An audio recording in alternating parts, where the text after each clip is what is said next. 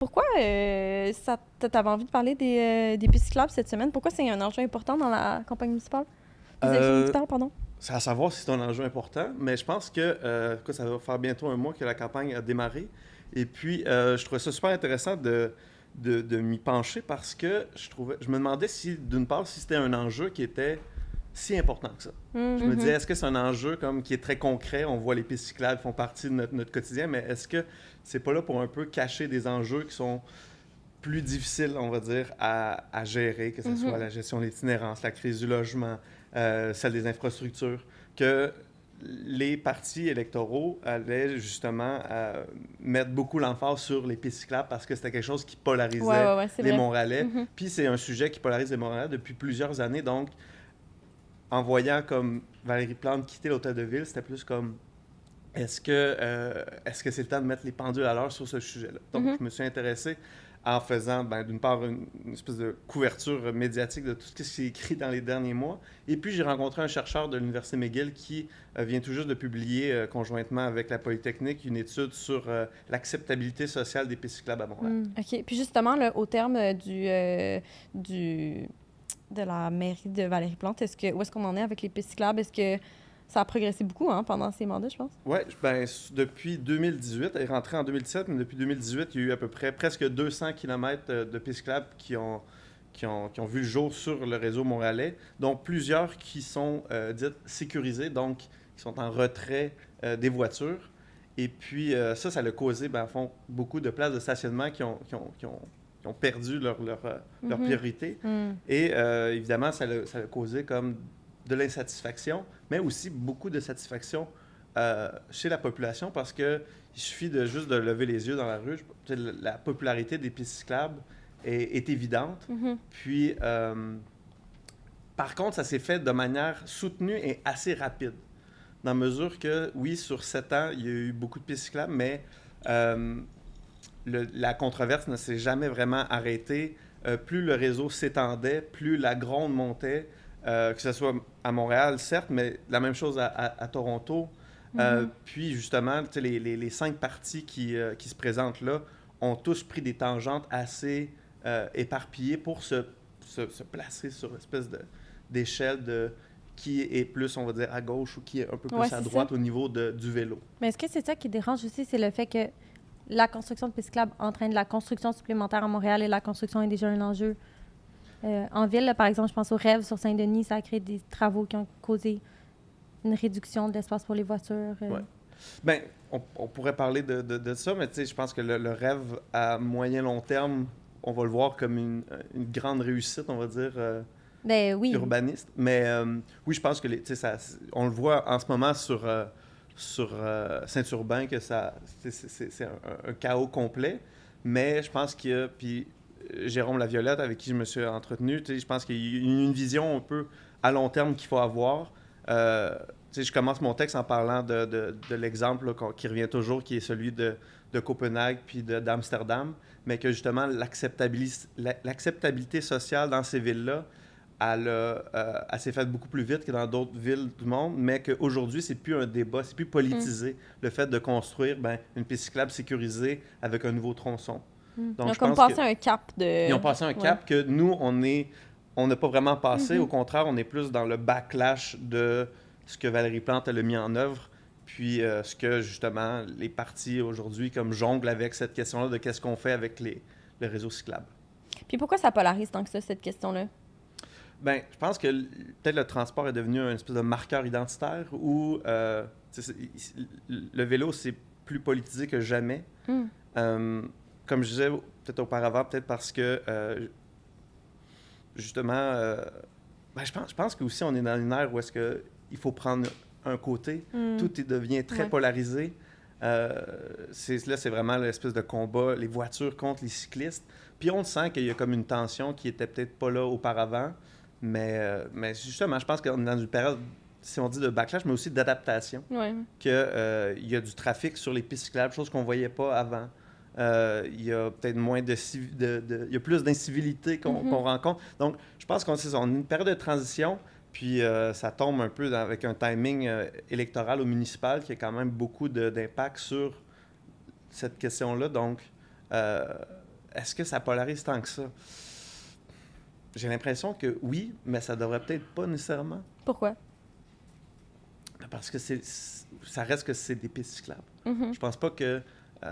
je veux dire, si on déchire nos chemises sur cet enjeu-là, c'est parce qu'il y a d'autres enjeux qui sont en coulisses qu'on devrait peut-être davantage comme pointer, pas pointer du doigt, mais pointer notre regard sur ça. Est-ce que tu penses que la théorie, dans le fond, c'est ça? C'est que certains partis ont mis l'accent sur les pistes cyclables comme enjeu pour un peu mettre de côté certains enjeux qui sont peut-être plus difficiles, comme, par l'itinérance, l'accessibilité au logement, Ben, tu sais, c'est que l'exode des familles. c'est des grands défis pour quelqu'un qui rentre à l'hôtel de ville, de comme je vais m'attaquer à la gestion de l'itinérance, quand un peu partout, du moins en Amérique du Nord, ça va pas si bien, cette question-là.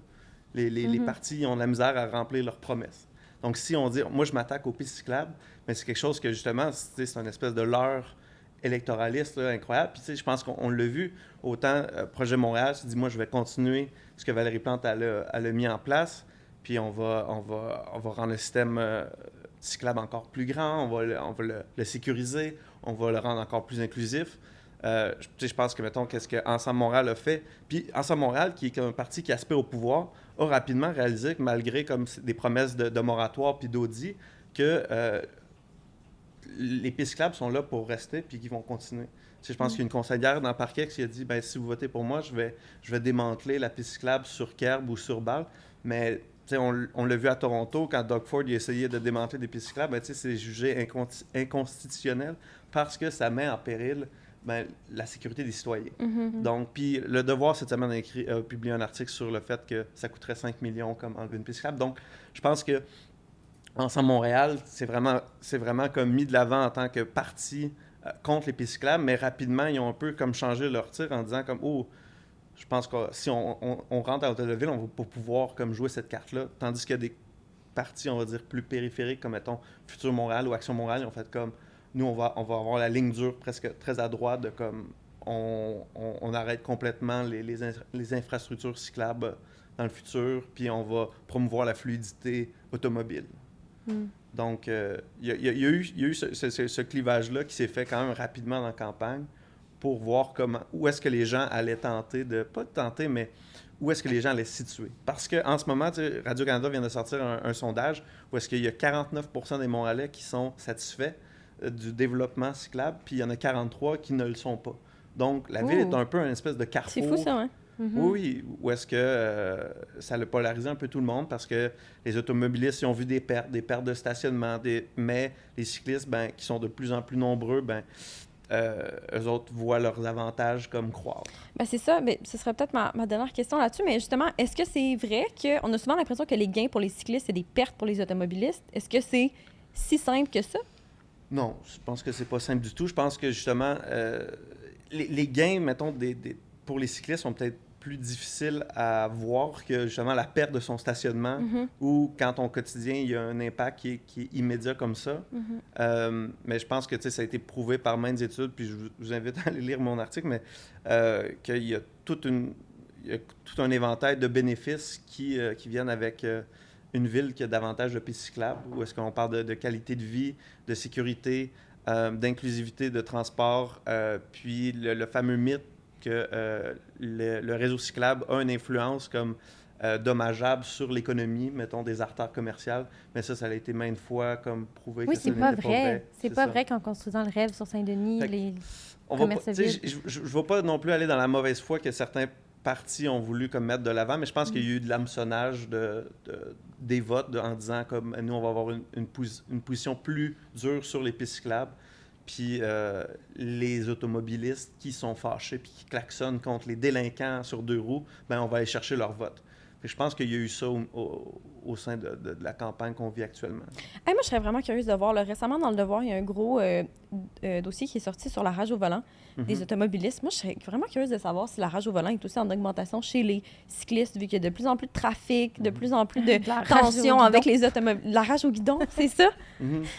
Je pense que c'est sûr que oui, là. Genre, il y a tellement de gens, c'est pistes cyclables, c'est tellement le bordel. Ben oui, puis il y a des gens qui respectent pas le code de la route aussi sur les pistes cyclables. Quand ça devient des autoroutes à genre 2 voies, il faut quand même respecter certaines règles pour pas faire d'accident. Si je peux me permettre, juste pour finir, je pense que justement, les pistes cyclables comme, mettons, les Rêves ou comme on a vu au coin Bellechasse puis Christophe Colomb, bref, les nouvelles infrastructures. Il faut savoir que Montréal, tu sais, Projet Montréal, quand ils ont commencé à développer, d'une part, il faut aussi savoir que c'est pas Projet Montréal, mais c'est aussi, c'est des professionnels, c'est des urbanistes, des ingénieurs qui, comme en dehors de toute idéologie partisane, comme créent le réseau cyclable à Montréal.